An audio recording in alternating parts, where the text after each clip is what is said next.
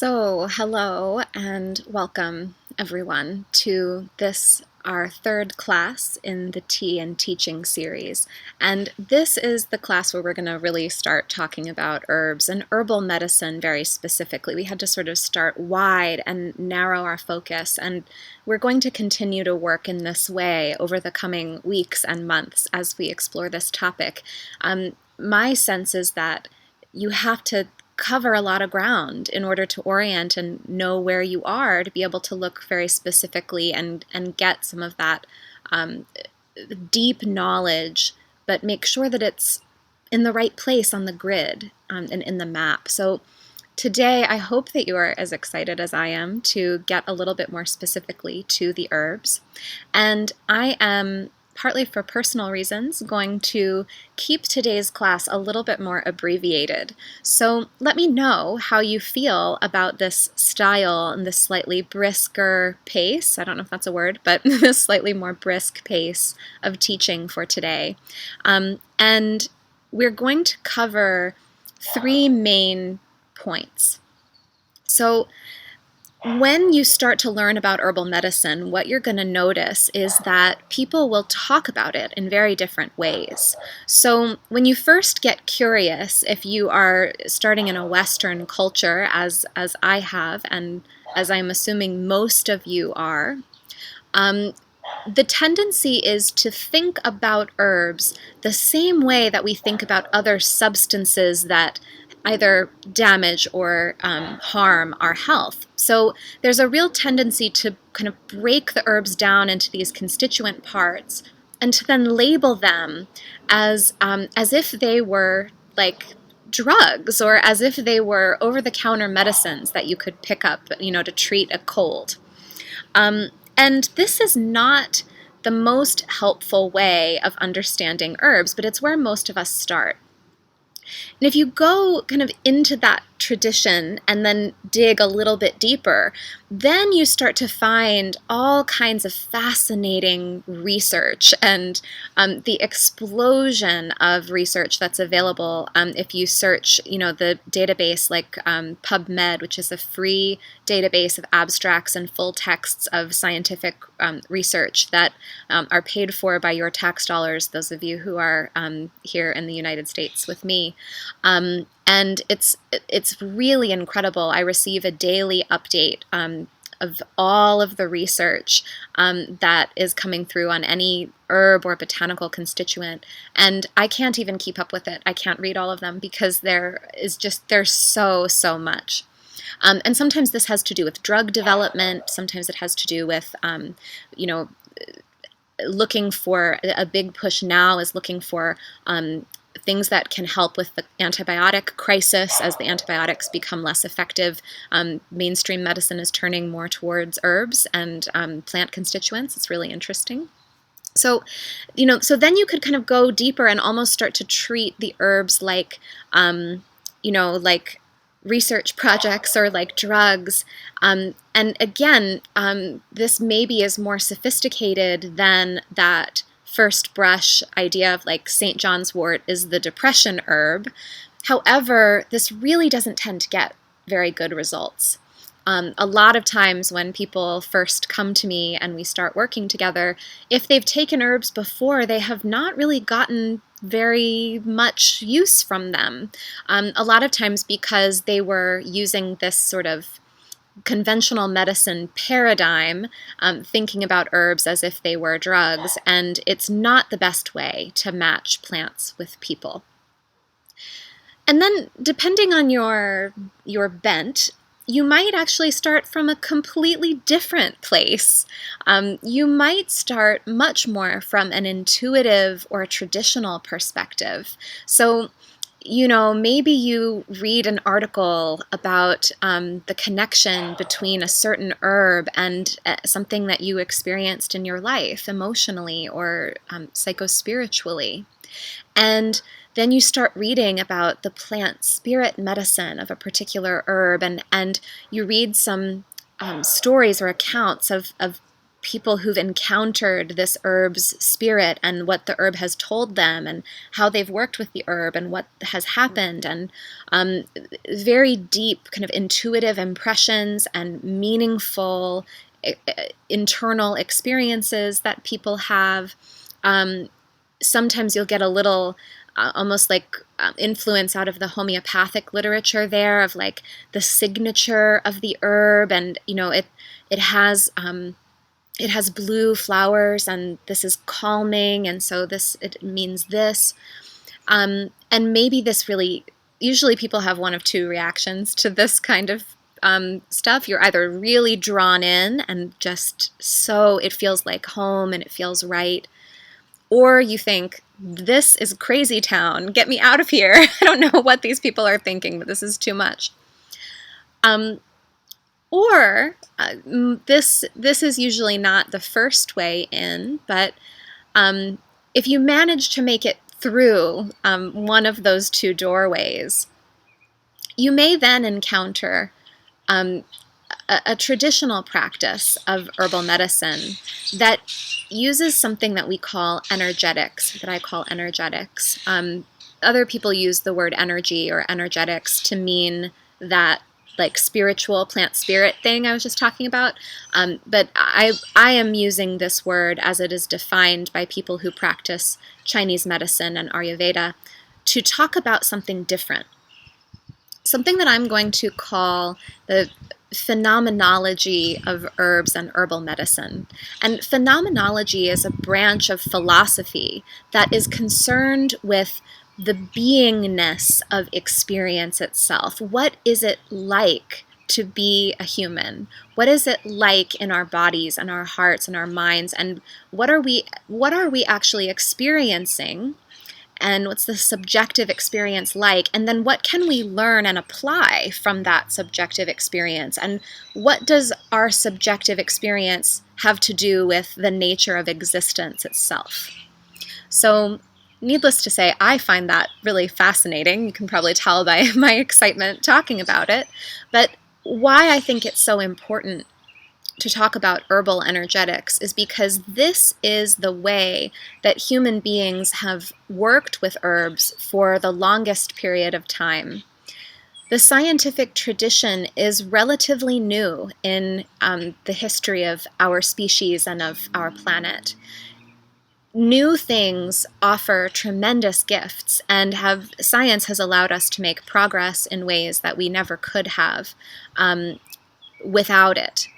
But this older way of working with and understanding herbs has a level of sophistication in terms of helping us to match plants and people together that nothing in the scientific tradition has yet approached.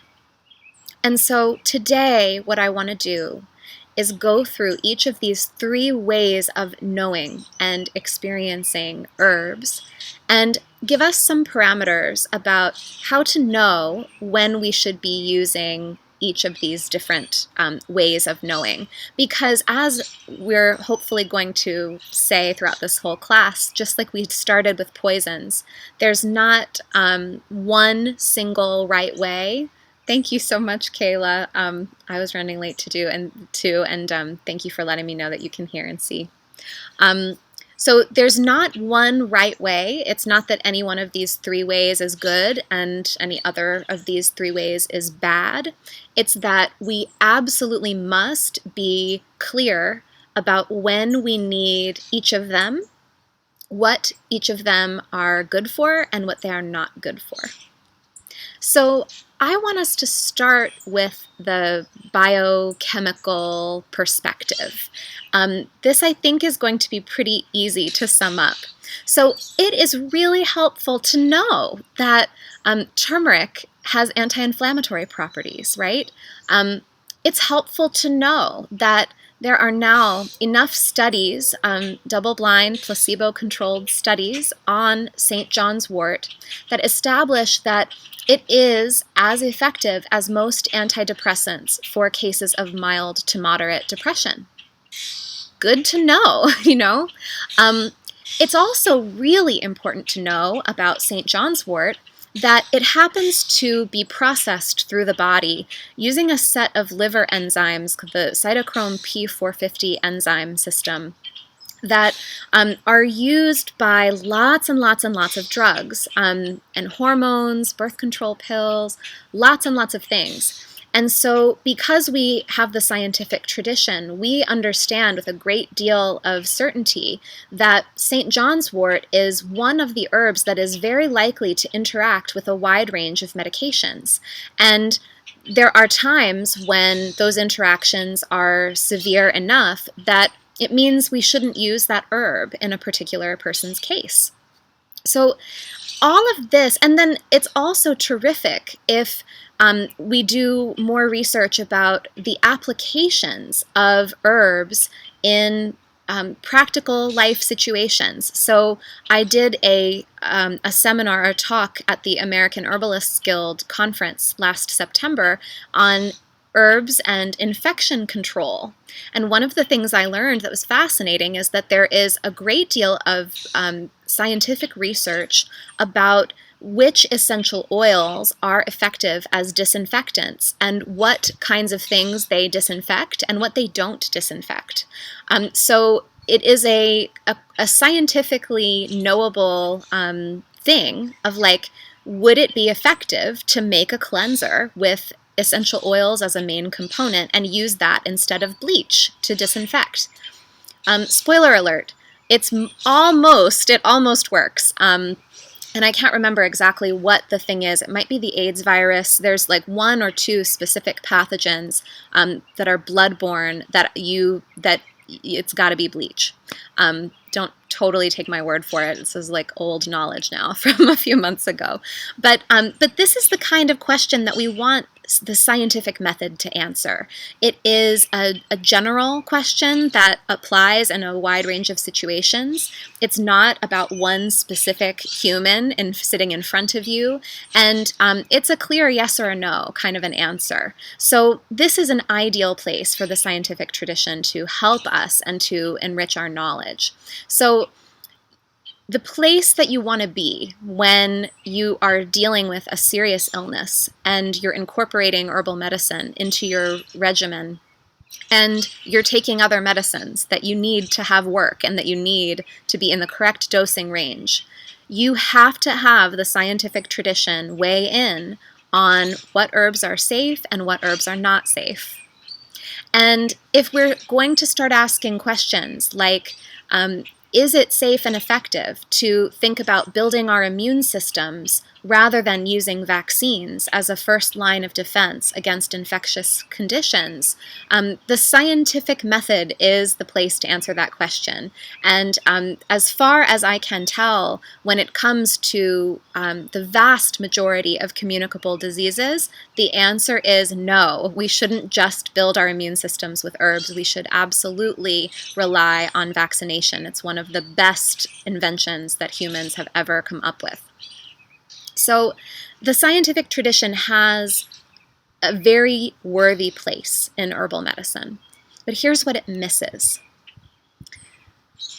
You cannot do a double-blind placebo-controlled study on a single person. You can only ask these questions on a group level. So even when you go to the doctor is practicing medicine. The doctor is not actually practicing science with you in the treatment room. Clinical practice and scientific research are 2 distinct things.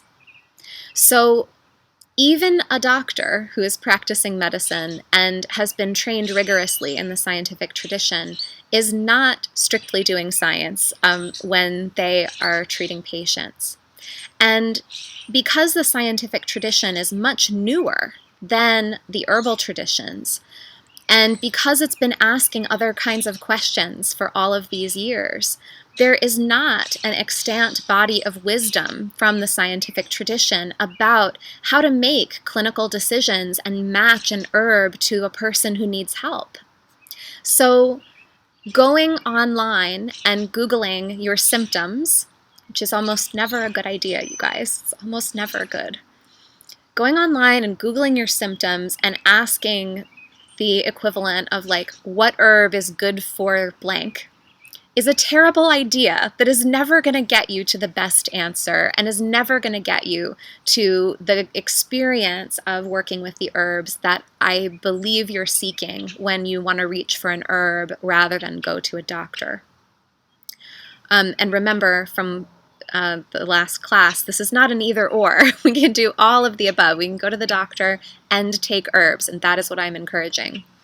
So the scientific method is really terrible as a primary way to guide treatment. And I see this sometimes in other herbalists who, when I go to their talks or I hear them describe their practices, when I hear them using a lot of language that sounds like, the language of science, when they're talking about mostly alkaloids and polysaccharides and terpenes, and they're talking about down-regulating somebody's histamine production and this sort of thing, I take a little bit of a step back because in Great Britain and certain places around the world, some of this is much more part of the herbal training, so I don't mean to paint every single herbalist with this brush, but here in the States, my feeling is I didn't go to school to study chemistry. I don't have the knowledge of a scientist. I have a great appreciation for this field, but I don't have all of that background knowledge. And so most likely, if I start reaching into that body of work and trying to make my case using big fancy sounding words and talking about my herbal practice as if I know exactly what I'm doing, like I'm tinkering around with somebody's biochemical processes by way of these herbs, I feel very uncomfortable about that because that is not any part of what the thousands of years of herbal practice throughout human history have ever looked like or sounded like. To the extent that there's any comfort in the idea that humans have been using herbs as long as we've been humans, and since even before we were humans, because our animal cousins use herbs medicinally too, to the extent that there's any amount of safety or comfort in that, it flies out the window as soon as we start doing totally different things with herbs and not being informed by the very traditions that have persisted for thousands of years. This is why I think the heart of herbal practice is an energetic approach to understanding and working with herbs. I want you to think about what it's like when let's think of something that's really clear. It's a hot day and you take a big scoop of mint chocolate chip ice cream and eat it and let it melt on your tongue. I want you to really think about what that's like. It can be coconut ice cream. It can be Mint Galactica Coconut Bliss, which is my favorite. It can be any kind of ice cream that you like. And the obvious thing that happens, right, is that you feel a cooling sensation. You feel cooling, and you feel kind of like dampness, moisture. You feel like your throat is being coated by the ice cream as it like goes down. Or think about what happens if you're drinking a hot cup of ginger tea. You feel some heat. And it's not just the temperature of the tea itself. It's like you get a little heat in the back of your throat from the ginger, especially if it's a dried ginger. This is what I'm talking about when I speak about energetics. It's not some vague, impossible to sense, woo-woo kind of thing. It's like literally, what is your experience as you ingest this plant? Do you feel it cool you down? Do you feel it warm you up? Do you feel it lifting you? Like, do you feel an upward motion, as I felt yesterday when I was eating a very thin lentil soup that I made with tons of astragalus root in it, and I felt a very clear sensation of lifting up of my abdomen, like uplift. Do you feel a downward moving energy, like you're calmed and sedated? Do you feel that you start to sweat? All of these are energetic effects of herbs. And what these traditions do, whether they are indigenous traditions from the Americas, whether they are the Ayurvedic tradition coming out of the Indian subcontinent, whether it is the traditional Chinese system, whether it is Japanese Kampo, whether it is traditional Korean medicine, whether we're talking about traditional Thai medicine, and I imagine many other classical traditions from around the world that I don't know, what we tend to find is that there is a system for classifying the experiences that people have when they use an herb, along with the effects that map onto those experiences. And then a system of assessing a human being to notice, well, is this the kind of person who is always cold and very thin and weakened, who needs to be warmed up and bolstered and boosted? Or is this a person who is loud and red-faced and always full of energy and can't sit still, who needs to be cooled and who needs to be purged of some of this heat and relaxed and cooled and calmed? And so we will go much deeper into this kind of approach and into these traditions next month when we explore actually Ayurveda and Chinese medicine and Western herbal medicine. And we'll talk about all of these things in great depth. But for now, I want to simply say that if you are starting to learn herbs and or you're working with a practitioner and you're not getting any feedback or you're not learning anything about like, well, this warms or this cools or this moves out or this moves in, if you're not linking up anything of your actual physical experience of the plant to the functions that that plant serves in the body, then in my opinion, you're missing the most useful tool that you can have. So it's easy to fix this. As soon as you start playing with herbs in any way, ask yourself, what am I experiencing as I drink this tea? You can do it with food. You can do it with your coffee in the morning. In fact, you can even do it with people that you encounter, and ask yourself, what am I experiencing as I stand in front of this person and they speak to me?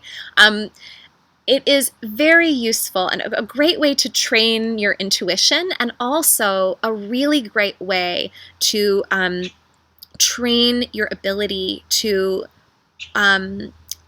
sense the rightness or wrongness of an herb for you in a given moment.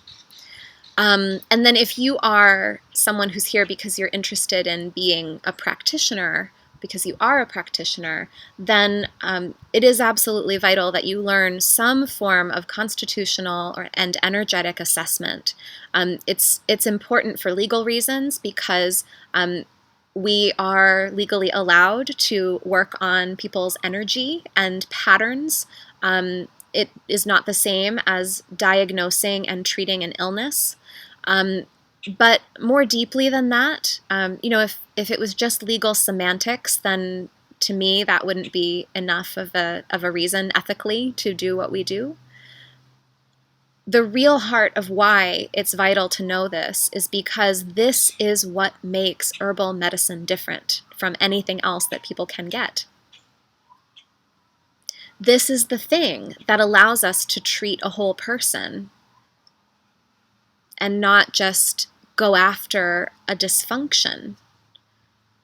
This is part of what makes it holistic, or what makes it about wholeness. So energetic approaches are going to be the heart of what we do as we move forward. Because really, this is where I think all of the upside lives for herbs. The downside is that because this is a very old technology, it lacks some of the precision that we have in modern science. A colleague of mine who I went through herb school with, I mean, smart, dedicated, like she was like the dangerous, quiet one in the back of the room who had all of her work done before all the rest of us. She had this kind of biting wit about her when she did say something. She was a fellow vegan. She and I think, are maybe the only two people who like made it. Supposedly our mentor says that nobody starts that program vegan and is still vegan by the end. I now think probably some people are. They just kind of stayed quiet about it. But she and I were vegan and remained vegan by the end of our program. And the last time that I saw her was the year that I graduated. And we, the whole week we were looking at each other's tongues and taking each other's pulses and treating and assessing each other and, doing everything. And we had guest instructors who had, we were all brand new practitioners, but we had guest instructors with 20 and 30 years of experience. Our teachers were there. And my friend, she had lost a lot of weight from the previous year to the year that I saw her last. And people just were congratulating her on her weight loss, as happens in this biased culture in which we live. And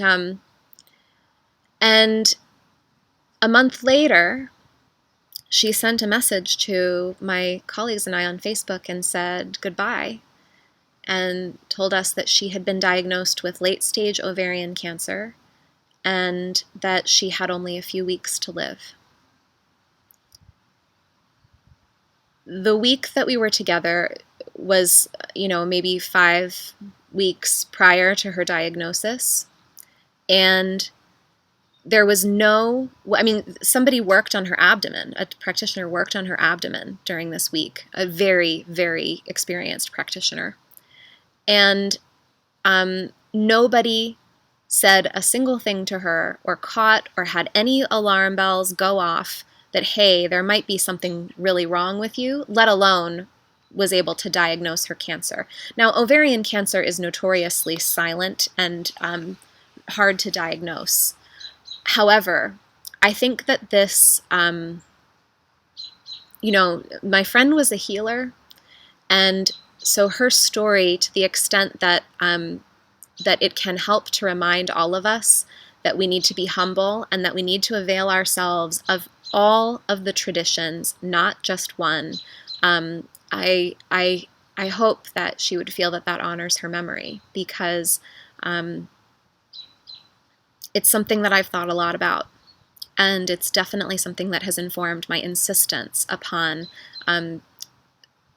alternative medicine being complementary and not an alternative, and about the need for these traditions to hold hands, because maybe her story could have turned out different. So that's the limitation of an energetic approach, is that we don't have the precision that modern diagnostic methods have. And when it comes to a severe and serious life-threatening illness, I have a family member who has an illness that at some point will require an organ transplant in order for this person to survive. I can't make up for that with herbs, I can't. So we've got to recognize that the limitations of this energetic tradition are that it's not going to be able to solve everything, and it's not going to be able to diagnose. It's not going to be able to catch everything. It will give us the underlying story of what's happening and why, and give us more options and give us more refinement, but it can't stand alone. So, on that somber note, let's talk about some plant spirits and plant energetics. So, this is the part that you either love or you hate. It is not strictly necessary. But, plants are living creatures or living things, living beings. They do not experience the world, as far as we can tell, in any way that's remotely like what you and I experience.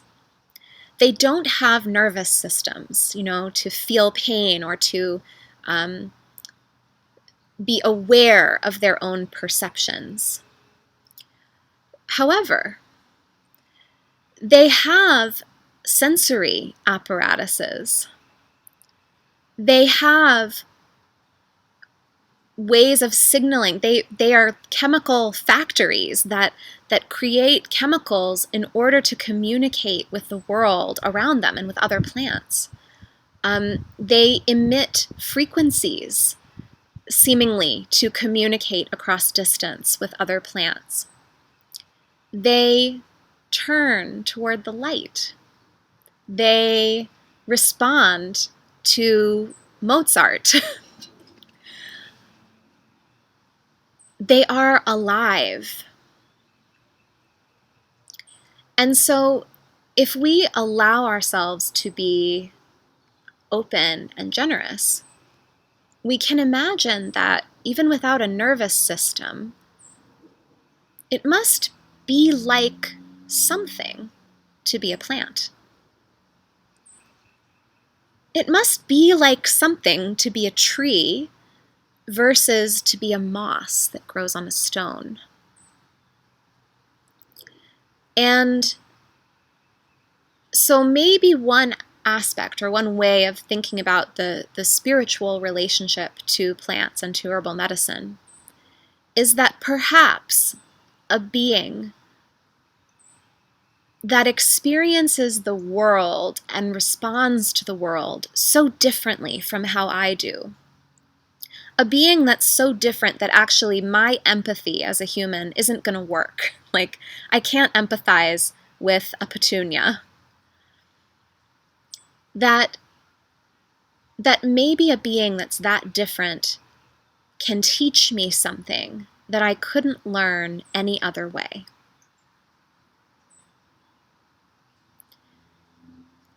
A lot of people who talk about plant spirit medicine almost conceive of it like there is a platonic ideal of a plant, like there's the memory of a plant species is not confined to any one member. It is spread out diffusely among all of the daisies that have ever lived anywhere in the world, and that it's almost like a genetic memory or a species memory, and that by experiencing a relationship with a single daisy, you tap into a network of all the daisy wisdom that has ever existed. People who work with mushrooms really, really feel this way. And yes, of course, I'm speaking about psychedelic mushrooms, the mushrooms that have psychoactive properties, but I'm also speaking about other medicinal mushrooms that are not hallucinogenic. So one possibility is that it's like something to be a plant or a fungus. And that experience contains some form of wisdom or knowledge that can be shared among all the members of a species. And that somehow, for those of us who can get into other parts of our consciousness that are not the rational mind, that there might be some way of a transmission taking place across this tremendous gulf between species. And some people do this by meditating with a plant. Some people do this by simply taking care of plants and then over time feeling that they build a relationship. Even people do this. Gardeners do this all the time. You guys have heard me talk about my mom, my really rational mom, who is a gardener. Who actually, her garden is behind me. Maybe you can see. Oh, I don't know because this is on a delay. But her beautiful, beautiful garden is here.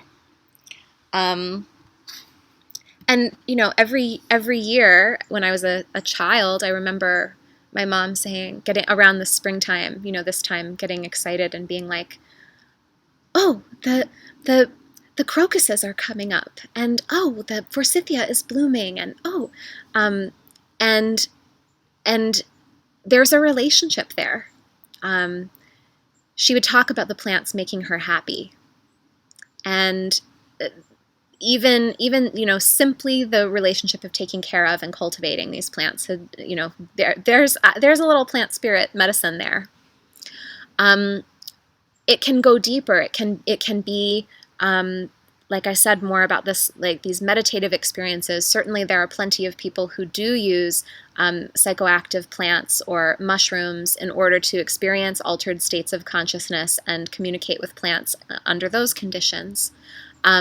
Or use drumming or singing, other ways of altering consciousness in order to encounter the plants. There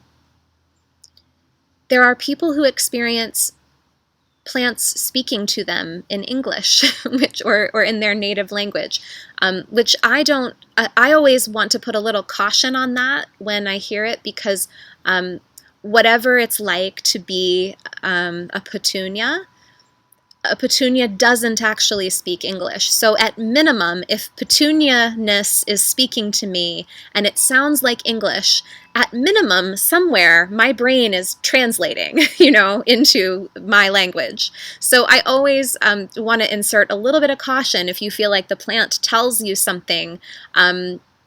I always feel like there could be poison in there. There could be poison from somewhere in here convincing you that the plant has said it, when really it's kind of a dark part of you that's trying to get you confused about things. And none of this is like terrible and I like to speak in these terms to illustrate and to make all of this murky inner dynamic stuff really clear. So don't. It's not like I'm saying that if you think that your rosemary bush tells you like, "Whoa, be careful," that you're losing your mind or something. I don't necessarily think that. Just to take it all with a grain of salt. So this is one aspect of plant spirit medicine. The way that I work with it is much more general and much more broad. And it has to do with two different things. And it's all through the route of metaphor, which, as you know, is my jam.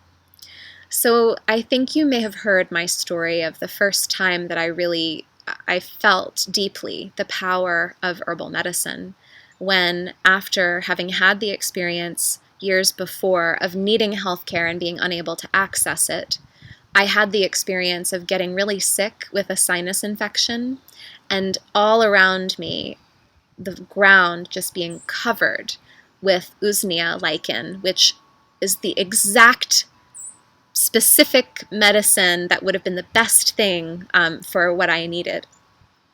And the way that I felt on a very deep spiritual level was I felt held and cared for by nature itself. I felt like I really was a child of this place, of this earth, and that I was provided for. And that there was more than I ever needed. And I didn't have to be frightened or selfishly hoard the medicine. I could just take exactly what I needed. And I could do it, in fact, without even removing the protective lichen from the trees, because it was just on the ground after a storm, And I think that the deepest level of plant spirit medicine is something like this. I think it's what a lot of people are seeking when we first turn toward the plants. We're seeking an experience of being connected to nature in a way that is supportive and not terrifying, because, getting a bacterial infection is being connected to nature too, just in case you forgot. Getting sick is natural. It's part of nature. So we're looking for that nourishing connection. And experiencing it gives us something different than the experience of getting great care at a hospital when you need it, which is also profound, but different. To receive human care and institutional care, and to receive the care of the earth itself. The other way that herbal medicine and plant spirit medicine can affect us is that when we understand and love something, we want to protect and honor it. So in a time when we have a lot of questions and a lot of fear about the ways that we are treating our planet and our natural resources, the ways that biodiversity is being compromised, it really behooves us not just to think about these things in a broad way, but to actually get specific and build a relationship with some plants so that we love them, because it's much easier to take care of things that you love. It's much easier to mobilize your resources on behalf of things that you love. It's very natural for us to make sacrifices for the ones we love. So falling in love with some plants is a revolutionary environmental act, as well as potentially could invite a revolution in your own spirit. And as someone who's a vegan and also an herbalist, which is a surprisingly rare combination, I hear a lot of other plant people say, well, I used to be a vegetarian or a vegan, but then I thought, well, gosh, I can't, it's not fair to the plants. I'm eating the plants. And I honor their lives too. And I think, my own experience with this has been, that gave me some real pause. I really had to think about that. And then the deeper that I got into working with and understanding plants and watching their life cycles, the way that plants tempt us to eat their fruit, the way that plants come, follow behind human encampments with their seeds. I have come to feel that over time, I can feel the plants wanting relationship with us. Not all of them. Not all of them. There are some introverts and grumps out there. Many of them want to be in relationship with us. And for them, that relationship exists over such a long span of time, and it is not individualistic. It is on a species level. And it's profound for me to think about the diversity of life, and how different they are from me. But it also gives me a glimpse of a different way of conceiving of my own life and my own work. That maybe I could be a little more generous like a plant. Maybe I could joyously give over my gifts and not be so worried about my individual survival, but think about the best and most prolific way that I could bless others so that they would carry those gifts far beyond where I could ever go myself, especially if you think about a plant, because a plant is stuck in one place.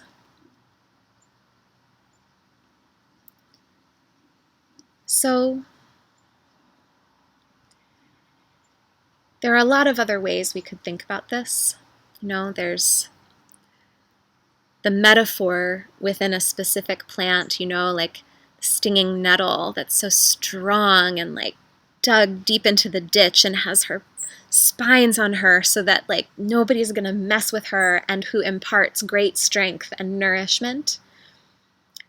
There's a plant spirit picture there, in anthropomorphizing her a little bit and making her into a character, a personality, and then seeing, in fact, that personality that I conjure kind of lines up with her qualities.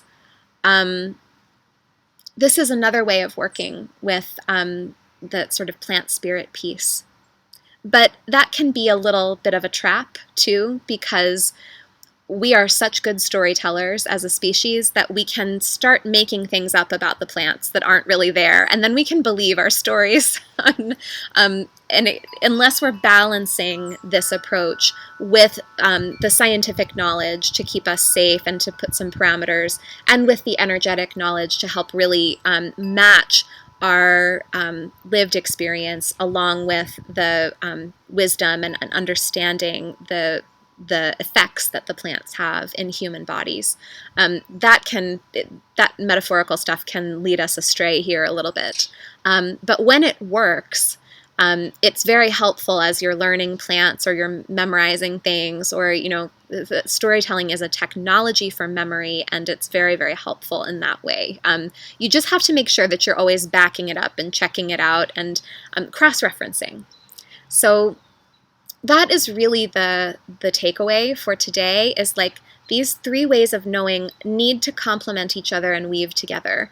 And we need to know which one we're using when and why. And if we do that, then I think we're going to be in really good shape and set up to get all of the range of benefits and support that the herbs have to offer without falling into some of the traps that I've seen people fall into. So that's what I have for you today. And I love that I said we would be really brisk, and this has been 50 minutes. I try, you guys. I try. I'm so long-winded. My dad, I get this from my dad, and he's even more long-winded than I am.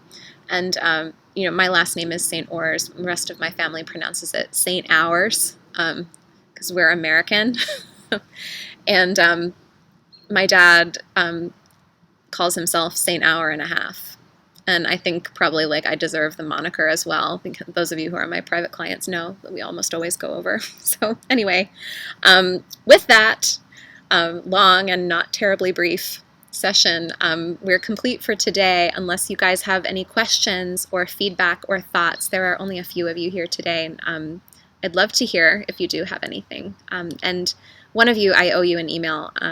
Kayla, I'm going to email you as soon as we're done. I have not forgotten you. So I'll stay on for a few minutes and see if there are any questions.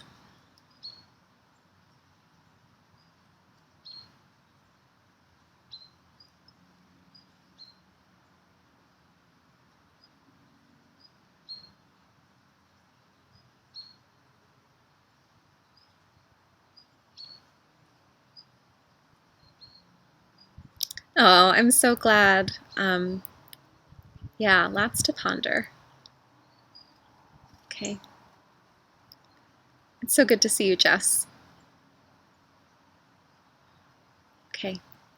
All right, my darlings. I'm going to go eat some dinner and email you, Kayla, and I'll talk to you guys later. Have a beautiful, beautiful evening. Oh, and yes, thank you for your attention and your presence. It's very important. Very, very important.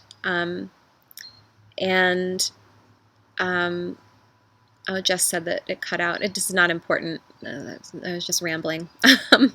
So I'm really glad that you were here and that you were sharing your attention with me today. And the series will continue next week. We're going to talk about legal, ethical boundaries and safety, and clearing a space for yourself to explore. and I think it's going to be really good. And it is our last session for this first month of laying the foundation. So we're going to have a thorough foundation when we're done with that piece next time. Okay, so have a beautiful week, and I will be back with you guys next time. And until then, be well, and I'll talk to you all very soon.